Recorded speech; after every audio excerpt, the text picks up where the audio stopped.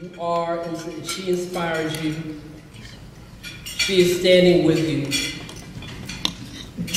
Gwendolyn Samuel, come on up here.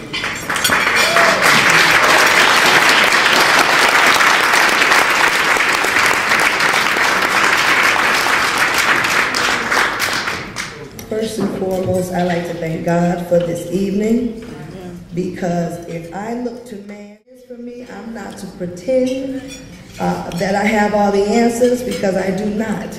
But I do know this: if we do not turn around our low-performing schools, we cannot stabilize the economy. And everyone in this room is and will continue to be impacted. So if you think education is just an education issue, then I need you to rethink that, and we have work to do.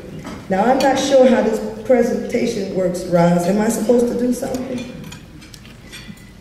Okay, is it gonna go? Oh, okay.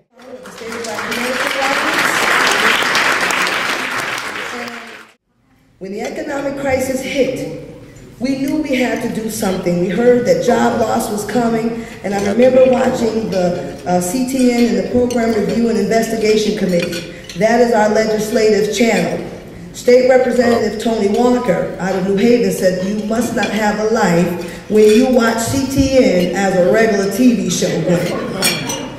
But I knew if I didn't pay attention, the state, actually just the state of Black Connecticut, we wanted to do one event to address the issues of the state of Black Connecticut. But each one of you can apply the state of to your household.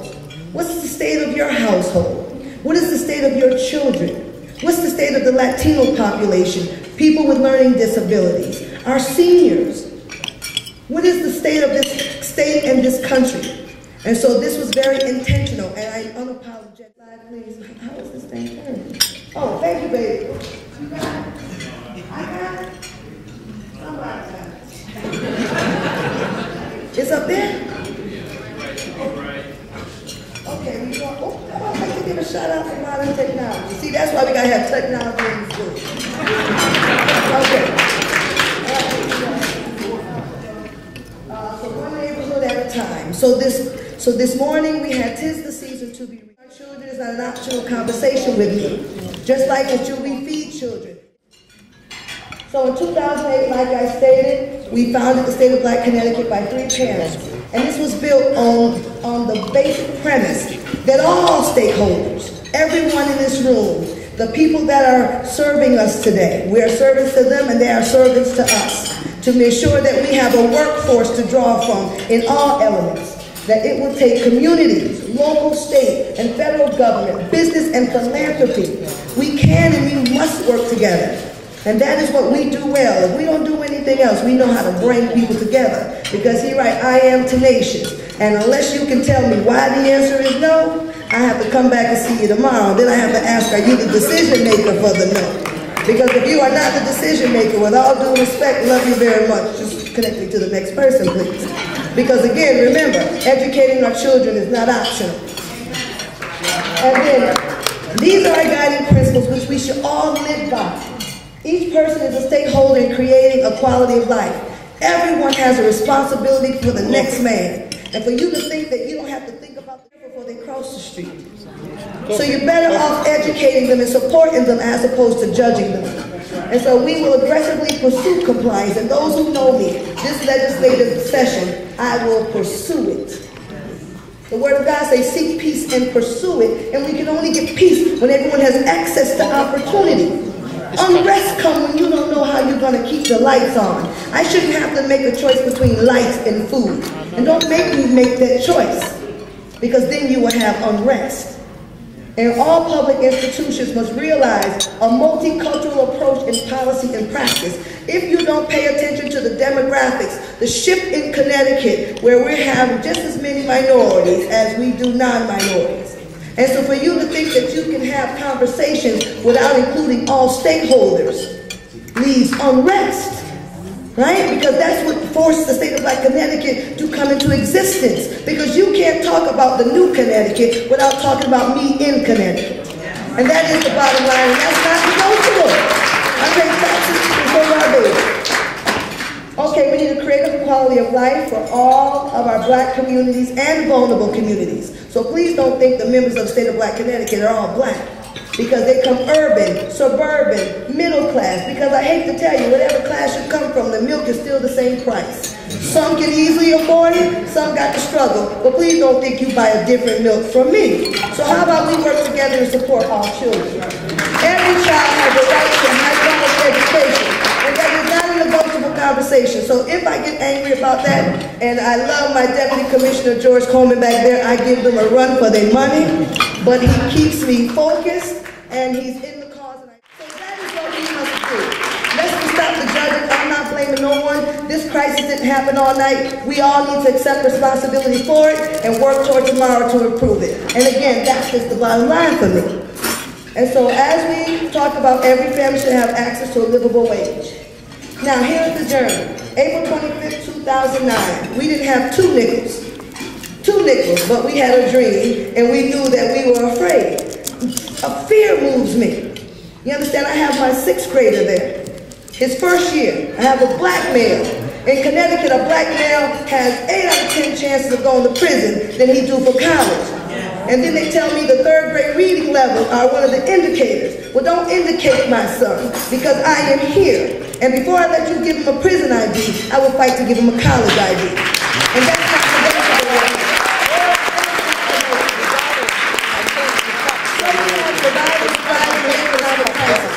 And that's how it is. We have to survive and how to thrive. We cannot do this without each other. This is not a black or white issue. It is a life issue. But we're not going to say that biases don't exist. And we need to get there. DCF, the Department of Children, stress upon stress. So Department of Children and Family, thank you, Commissioner, our new governor-elect for getting a new commissioner for the Department of Children and Family. And again, my new bestest friend.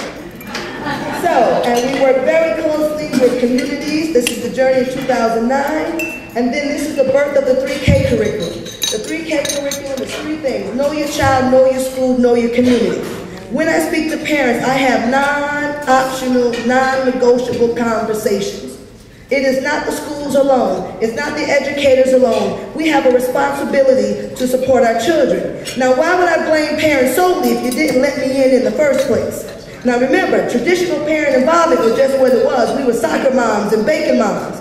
You didn't want me at the table for finance level of how they're doing. And so if we're not going to do right by adults, then we give them the tools so they can support themselves while we're working it out.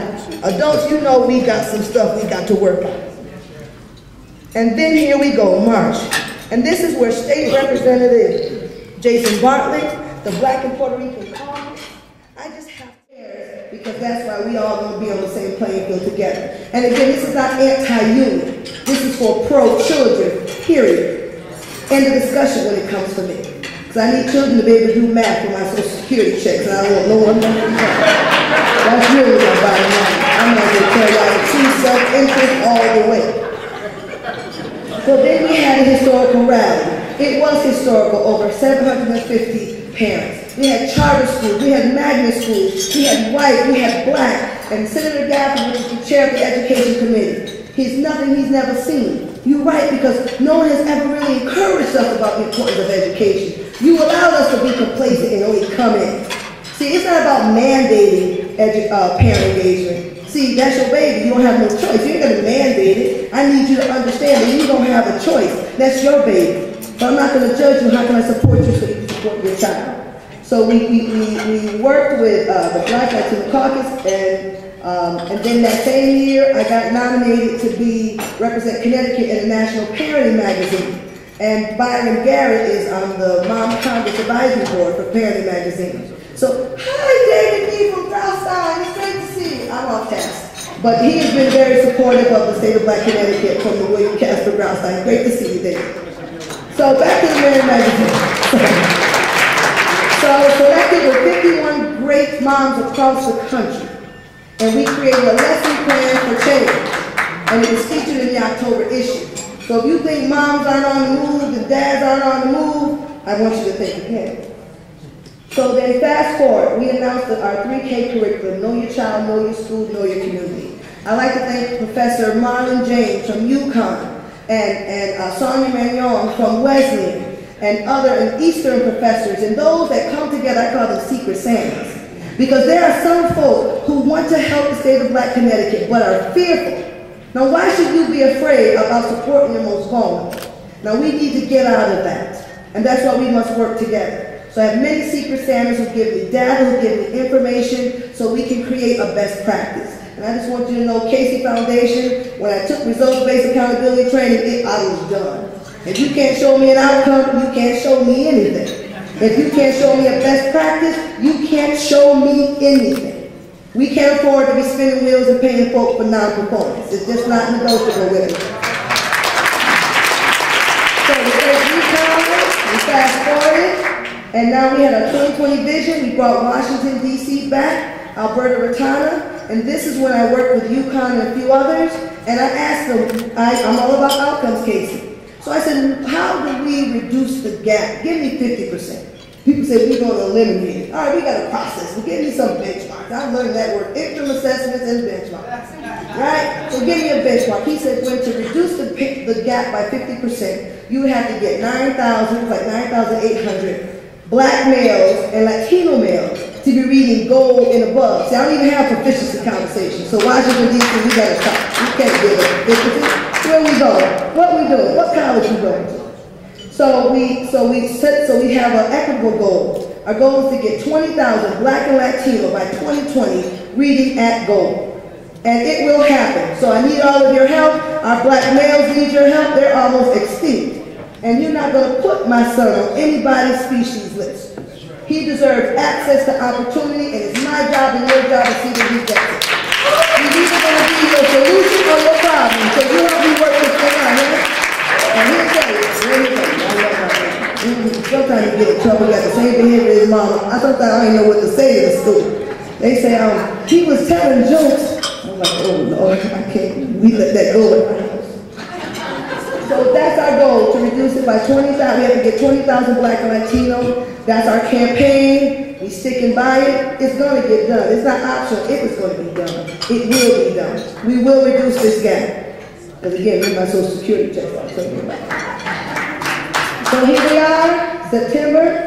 We changed the face of education. We move things. One thing I love about outcomes, that's why I need all your help. Please do some silent auction, give some donations, because I've been doing this. And again, thanks to my board, we've been all volunteer for 2 years. Nan nickel, but for the nan nickel daddy. But for what people give us in the programs. So if we can do this with no funding, what do you think would happen if we had resources? 20,000 dollars. We'll be closed. If you don't give it to me, it's going to be closed, but you can help a sister out, because I use clear all to cover the grade. It ain't helping out. Y'all got to help a sister out. So as we go, 'tis the season reason sponsors. We had Perry Magazine, Target, Mom Congress. This was today. I would like to again acknowledge Brandon Frank from the Black Man Can from Massachusetts, native. This is a course he came to Bridgeport and showed up and showed out. Eddie Klein from Detroit. They were favored. We don't have no resources. We were like, checks coming in. How can we get you in? You're going to be all right. They've been patient, humble, and just servants. You can tell they're servants to one to another, and that is what I appreciate, their humbleness. And then we have Trenton Marsh. He is no joke, a force to be reckoned with, 1.0 to 4.0. Now I got to go and see what my kids are doing. I think we had a 2.0. I got your book. I'm working it out. So we were in Norwalk today. Again, Elaine Zimmerman, Alan Katz, he was phenomenal. Margie Gillis, she donated some awesome books. We were able to get to Middletown, Norwalk, and to other families. So thank you, Margie Gillis from Literacy Hound. You took care of it. Oh, she took very good care of it. And they chastised me, but people think these are not critical friends. I got critical allies. And then here we got McDonough Middle School, Theodore Freeman. We had authors coming, Wesleyan University. Stanford High School, thank you, Jeray Eaton from Stanford. She took care of me in Stanford, and I appreciate it. Byron Barrett. You have your books on his table, the ABCs. What was it? I just love this book. That's what I'm talking about. This is a life journey. And I appreciate him giving the ABCs, and here she goes. I'm not the usual. All right, so here we go, Harding High School. We thank you, State Representative Jason Bartlett, who spoke to the kids. He's still around. We're going to try to get him on board with us for a little bit if he can work with me, because trust me, he yells at me to let him not tell you no different. And today, we're here today. I thank you for celebrating this journey with us. There's nothing wrong with writing paychecks. I have, checks, because Roz is our new funding development officer, and with Theo Freeman as a treasurer, I just can't get a nickel without a whole bunch of paper. Well, I'm thinking for a nickel, you got to work with me, right? But I appreciate that he has some good controls, and Roz, I just want to give her a round of applause. She got us here. She got us here. She took care of me. And she got me too, so she's my BFFF, my best friend that fusses. So that's who my Thank you very much. And so again, to all, we have volunteers from across the state, numerous to name. We could not have, remember, we're all volunteer. Our data is solid. Our information is solid. I don't play with people. People don't play with me, because our children's lives are not negotiable. And as I close out, I tell parents this all day. You need to be curious. Now, some say, well, curiosity killed the cat. I said, but the cat got 9 lives. Your baby got 1. So I need you to know what you need to know. If you don't know what question to ask, say, excuse me, what question should I be asking you? That's how curious we need to be to support our children. So again, I thank each and every one of you.